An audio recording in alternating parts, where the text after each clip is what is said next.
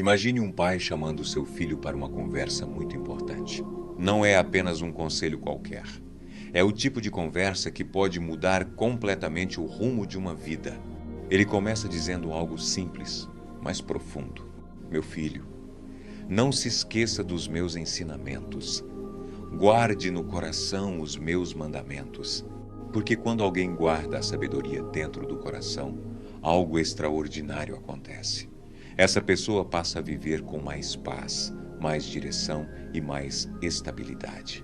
Salomão explica que viver com sabedoria pode acrescentar algo que todos desejam: dias longos de vida, anos de paz e um coração tranquilo.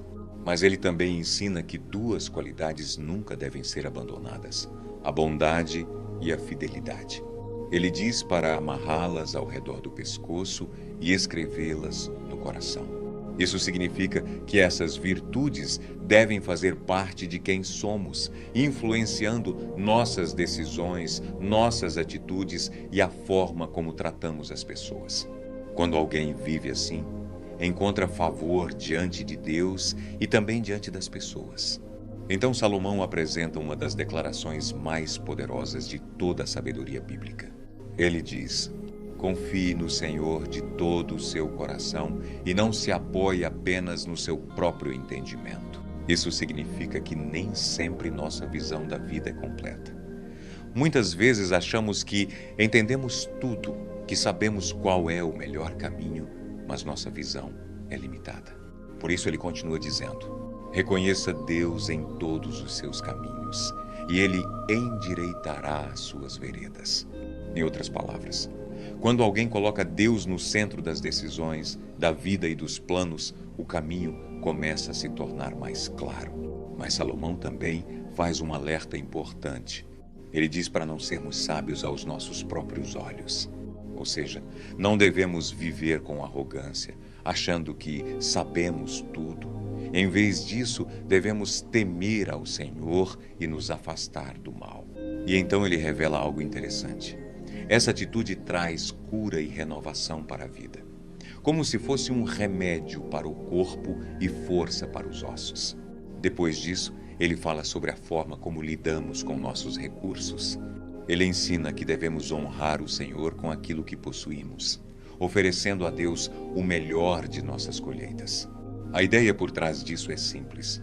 Quando colocamos Deus em primeiro lugar, até mesmo naquilo que temos, demonstramos confiança nele. E Salomão afirma que quando isso acontece, Deus cuida da provisão. Mas a conversa continua e o pai volta a falar com carinho ao filho. Meu filho, não despreze a disciplina do Senhor, porque às vezes Deus corrige aqueles que ama. Assim como um pai corrige um filho para guiá-lo no caminho certo, essa correção não é sinal de rejeição, mas de cuidado. Então Salomão começa a falar sobre o valor da sabedoria. Ele diz que feliz é aquele que encontra a sabedoria e alcança o entendimento, porque a sabedoria vale mais do que a prata. Ela é mais preciosa do que o ouro. Nenhuma riqueza pode se comparar com aquilo que a sabedoria oferece.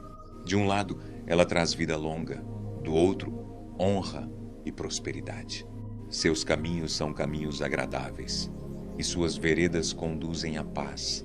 A sabedoria, diz Salomão, é como uma árvore de vida para aqueles que a abraçam. Quem se apega a ela encontra verdadeira felicidade. Ele também lembra que foi com sabedoria que Deus criou o mundo. Com entendimento, ele estabeleceu os céus e formou a terra.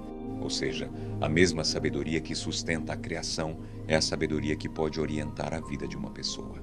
Por isso Salomão insiste: não deixe a sabedoria se afastar de você. Guarde o bom senso e o discernimento, porque quando a sabedoria acompanha alguém, ela protege os caminhos dessa pessoa. Ela traz segurança para a caminhada.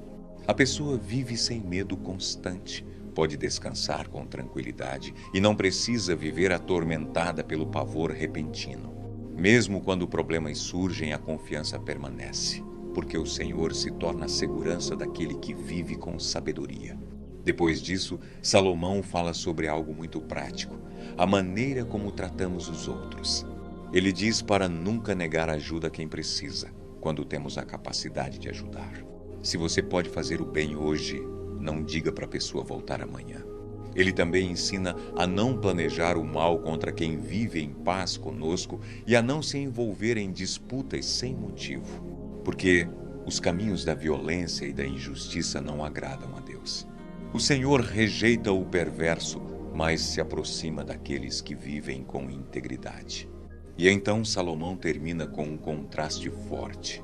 A maldição do Senhor está sobre a casa dos perversos, mas a bênção está sobre a casa dos justos.